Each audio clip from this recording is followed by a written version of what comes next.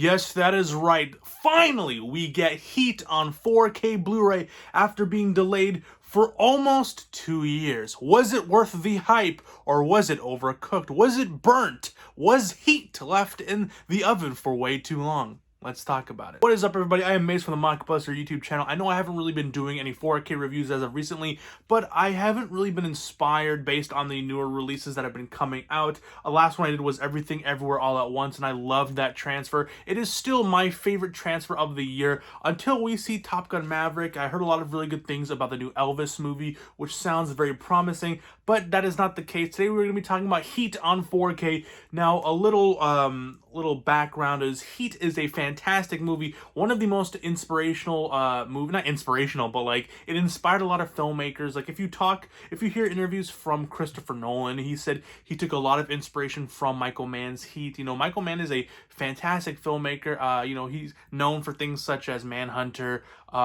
Thief, which is a Criterion movie, and Manhunter, Thief, and Collateral, which is like one of my favorite Tom Cruise movies. So Heat is a fantastic movie. It is definitely slower, so Blu-ray King, you probably won't like this movie. A lot of sitting down and talking. There are really good suspenseful actions, themes and stuff like that, but it is definitely for a more mature audience. This is not going to be your fun thrill ride heist movie, because you know, when you hear that things like The Dark Knight took inspirations, things like Grand Theft Auto 5 take inspirations, you have this grandiose idea of what the film is, but it is definitely more on the slower type. Anyways, if I had to give a review for the final movie, I would say it is a 10 out of 10 movie, but we're not here to talk about the movie, we're here to talk about the 4K presentation. Starting off, let's get into a bit of the packaging, because I know I don't really talk about these things, but this was one of my gripes when it came to this movie, because just look at this. Now, to preface, I am in Canada, so this is more unique to my experience when it comes to this film,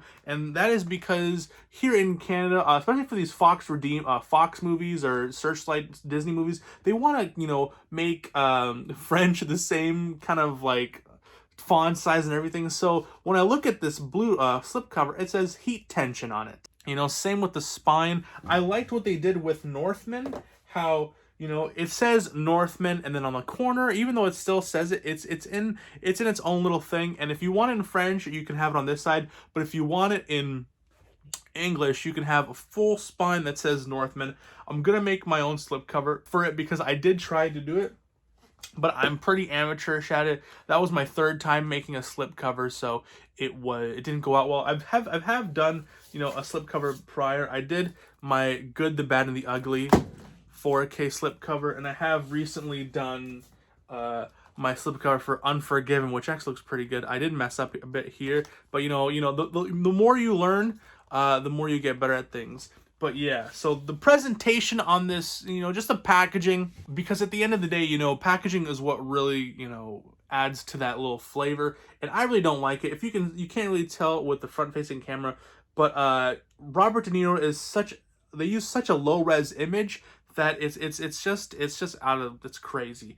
But yeah, that is the packaging. I do like the blue little cover on that. But yeah, this is a 4K UHD Blu-ray and digital combo pack. This does come with a good load of features.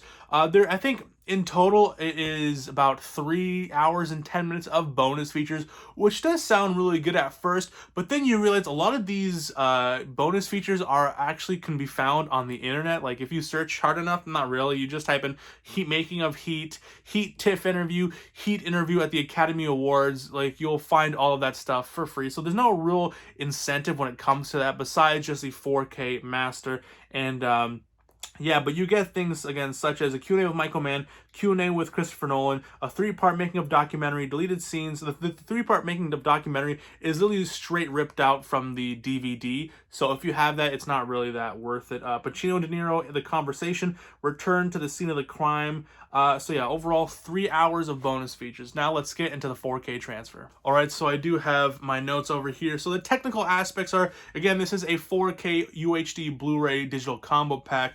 this does have a new 4K digital intermediate from a 2021 remaster, and this is presented in HDR10, no Dolby Vision sadly. This is the director's cut, so this is 172 minutes long, so about 2 hours and 52 minutes long.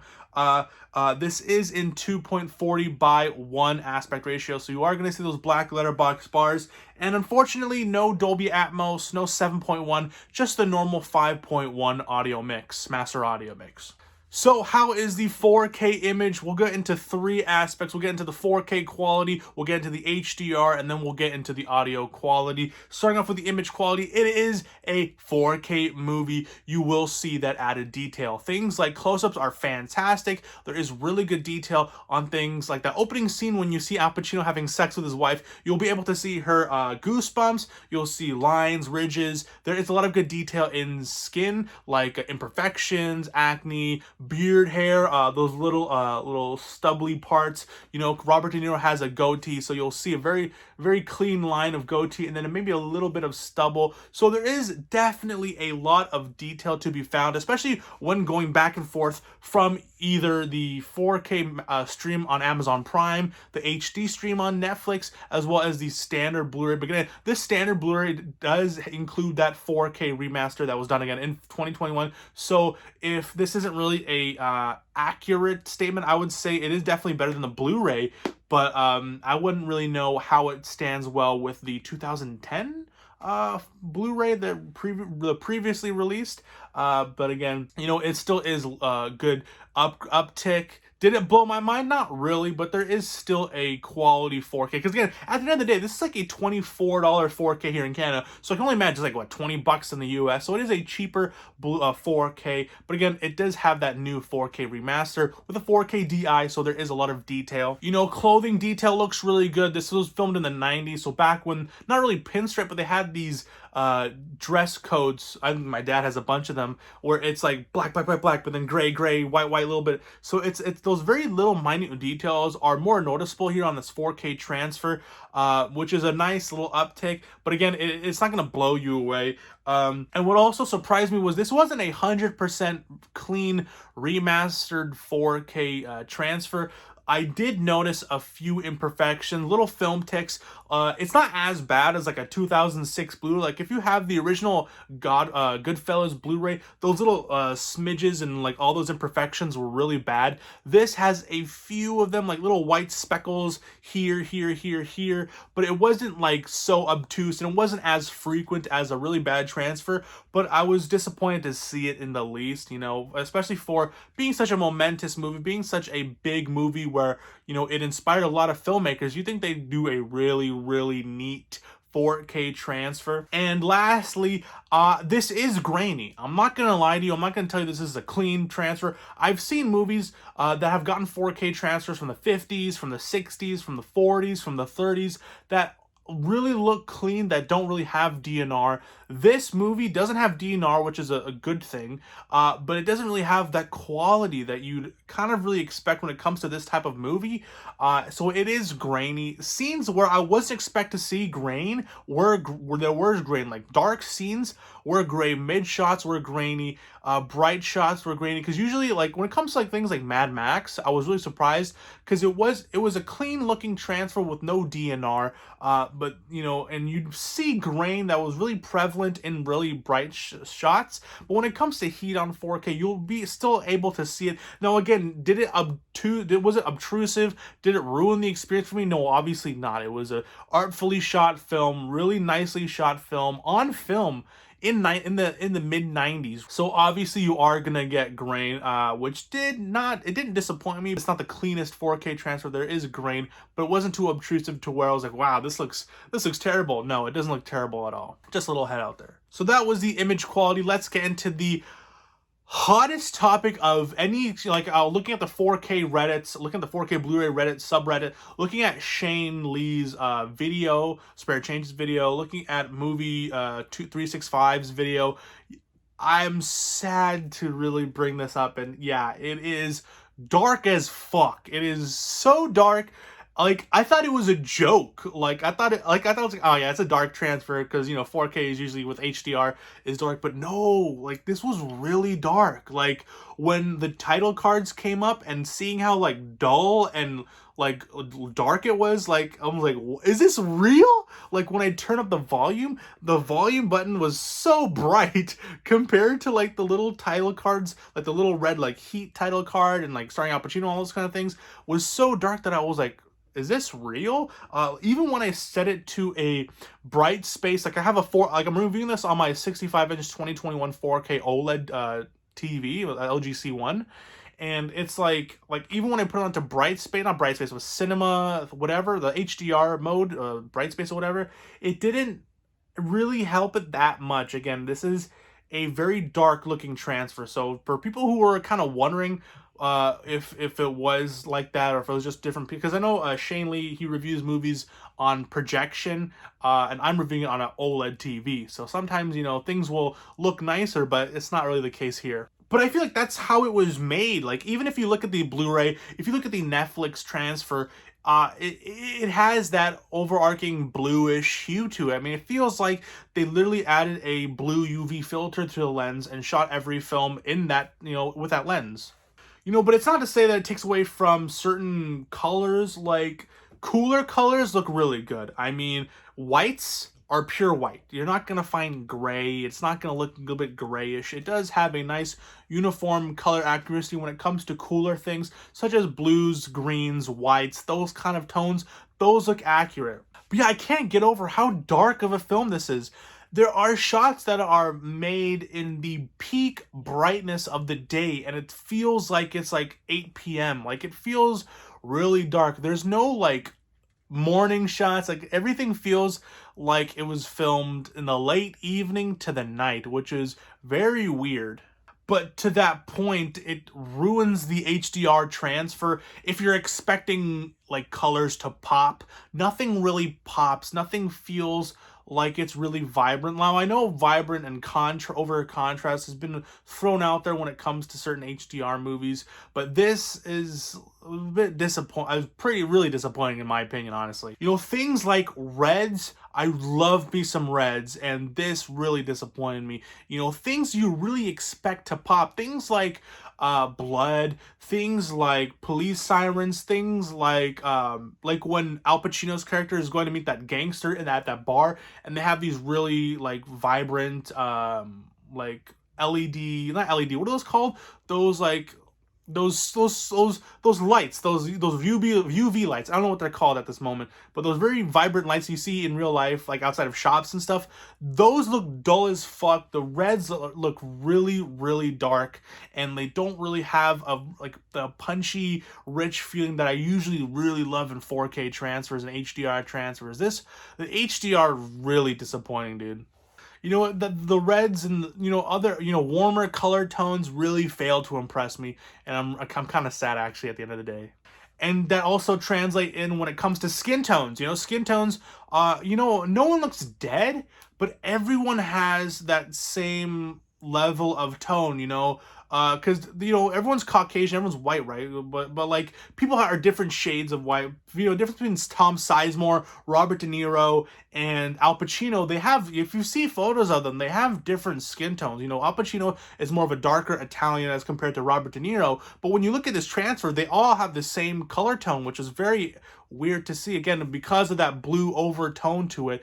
And again, you can't really change anything unless they went back to the original, editing bay and recolor timed it. But again, I think Michael Mann was at the helm of it, and that was his vision to give it more of a noir, cooler vibe to it. LA in the 90s. So you're not, because people are like, oh yeah, that if because it's new 4K transfer. A lot of people don't really like some 4K transfers because it's recolor time to look different. But that's not really the case with this. This is its original color timing. It's just quite darker. But you think that you would get a better contrast or better color timing sometimes with a standard Blu-ray, and it's not really the case. So it's more of the film in itself when it comes to that. And then lastly, this is a dark movie, so black levels are inky in most cases. There were some cases where it did look grayish. Most of the time it was inky, but like there's also quite a bit of dark black crush.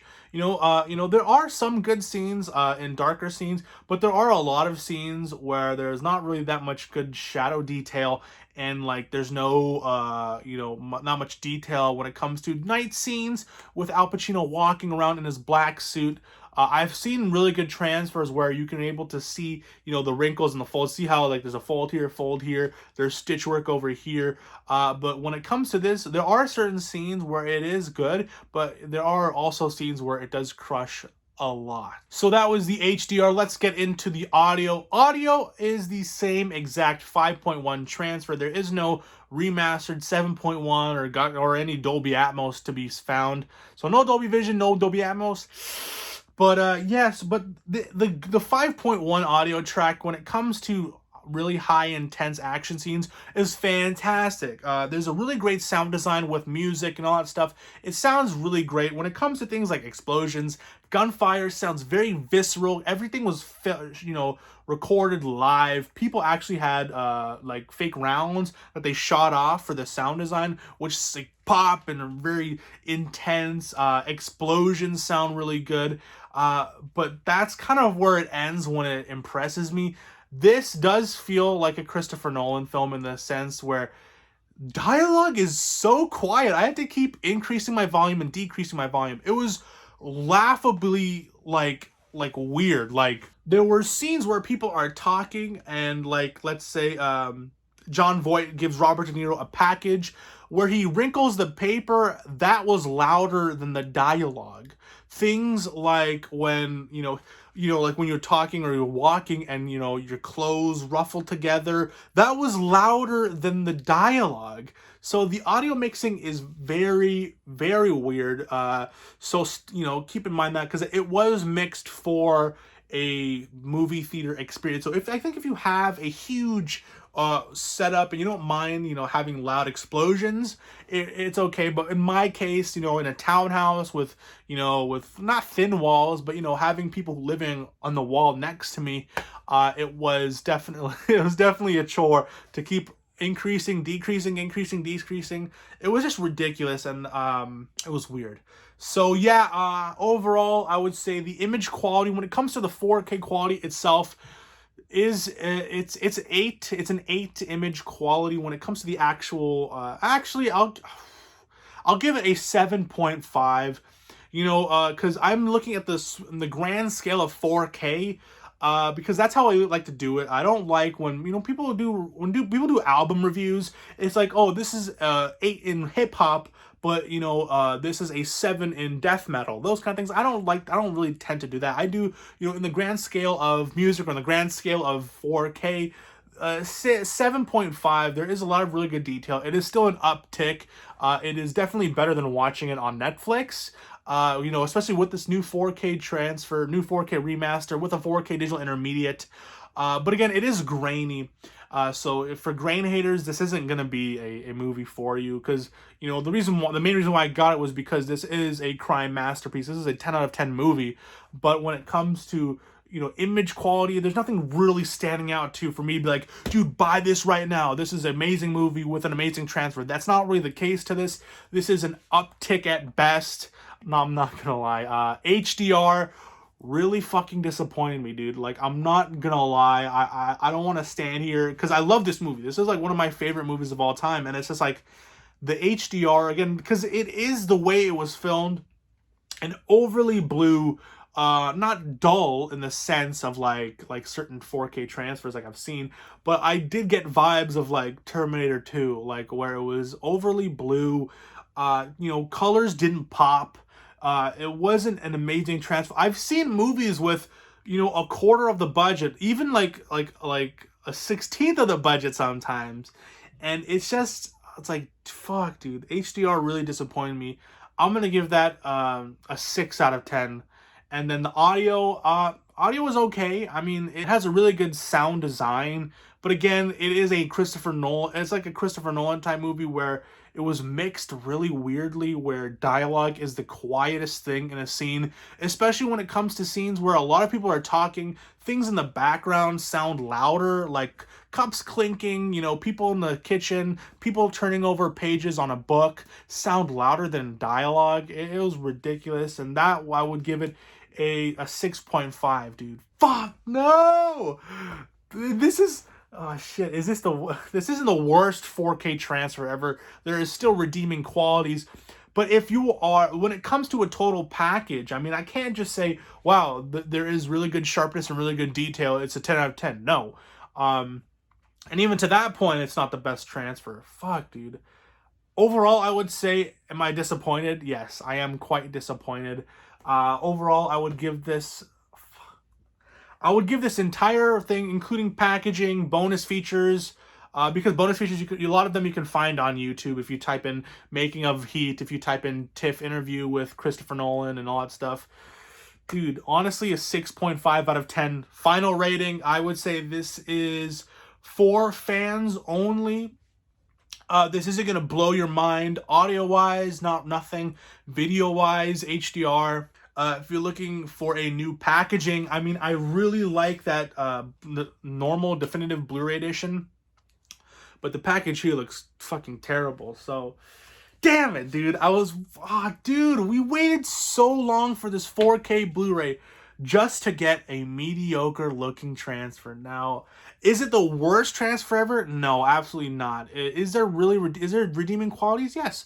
Again, the 4K, there is a lot of really good detail to it, but that's 1/3 of the move, 1/3 of the Blu-ray packaging, right? Like when you talk about video games, you don't just talk about, oh, the story was good, but yeah, what about the gameplay? What about the multiplayer? What about the microtransactions? All those kind of things you take into accountability when it comes to reviewing these things. And I would say this is a 6.5 out of 10. In my honest opinion, I wouldn't recommend it if you don't like Heat. This isn't going to change your mind.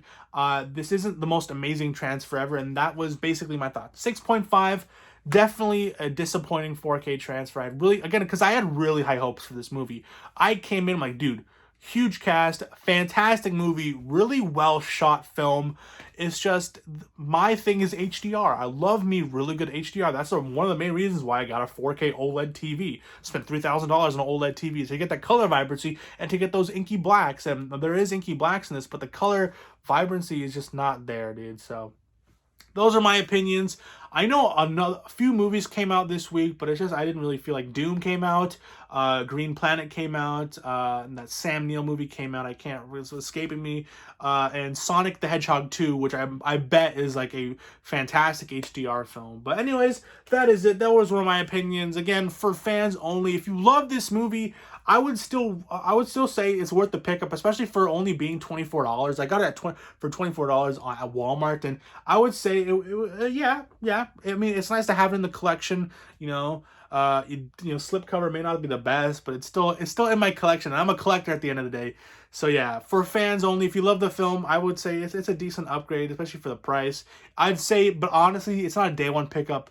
If you can find it, cheaper down the road, Black Friday, if you can find a good deal on Mercari or eBay, I would say wait till then. If it's $15 or under, I would recommend it. But at the current price of $25 or $20, I would say it's not, I'd say wait for a deal. So yeah, that was it. Let me know down below, because I've been seeing a few different opinions on Heat, on the 4K transfer of Heat, But again, this is, different transfers. I mean, different screens, different projections can look different. Again, am watching this on my 65-inch OLED TV. And yeah, so those are my opinions. I have Mitch from the Mockbuster YouTube channel. If you like this video and you want to see more, please make sure to leave a like and subscribe, because it is free. It is free, and it means a whole lot to me. If you like this review, you want to see more, click this tab over here. It will take you to all of the 4K reviews that I've done throughout the year. Thank you so much for watching another video of mine. I'm Mace from the Mockbuster YouTube channel. Please, again, guys, please have yourself a good day, night, evening, afternoon, morning, whenever you're watching this. Please stay safe and God bless. Peace, cheers, and long live physical media. Hooah!